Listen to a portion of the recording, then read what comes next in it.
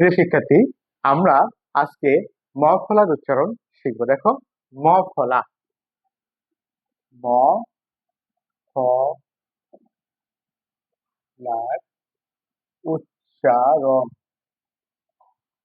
ম ফলার উচ্চারণ শিখবো। এই ম ফলার উচ্চারণ কি? শব্দের মাঝে এবং শেষে যদি থাকে অনুচ্চারিত হবে এবং ফলাযুক্ত ব্যঞ্জনের দ্বিত্ব হবে। তাহলে কি?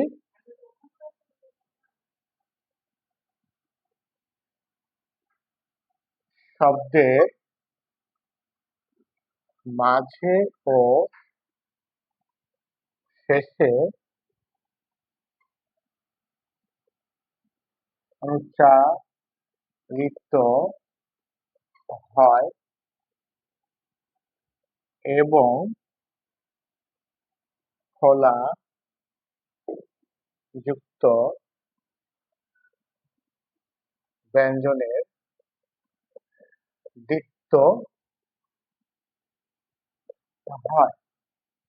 এখন আমরা দেখো, এবং এটা কি হবে? এটা হবে কি? আর হচ্ছে যে আনুনাসিক হবে, অর্থাৎ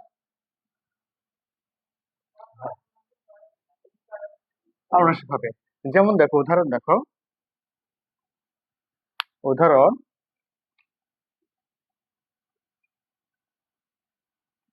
যেমন আমরা দিই, দেখো কি? বিস্ময়, বয়সী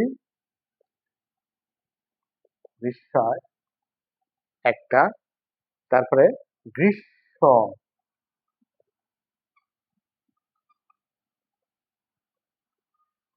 এটা মাঝখানে, এটা শেষে, তারপরে রশ্মি,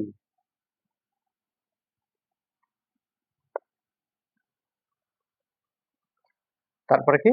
ভস্য।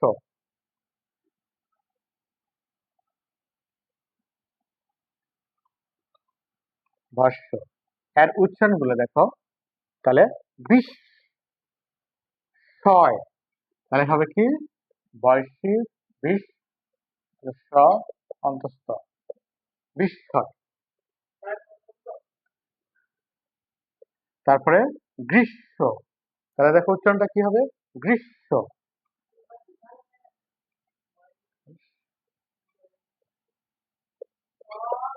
গ্রীষ্ম।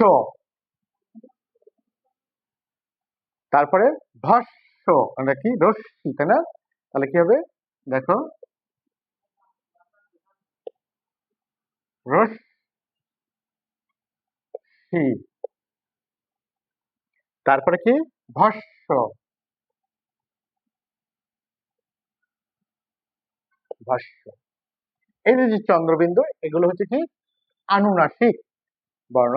তাহলে আমরা যদি শব্দের মাঝে এবং শেষে অনুচ্চারিত হবে, শব্দের মাঝে এবং শেষে এই কি মফলা যে থাকে সেটা অনুচ্চারিত হবে এবং এই মফলাটা দ্বিত্ব উচ্চারণ হবে। তাহলে দেখো, বিশ্ব, এই যে মটা অনুচ্চারিত হয়ে বিস্ময়, বিস্ময়, তাহলে গ্রীষ্ম, গ্রীষ্ম, এই মটা অনুচ্চারিত হয়েছে রশ্মি, রশ্মি, আবার কি? ভস্য, ভস্য।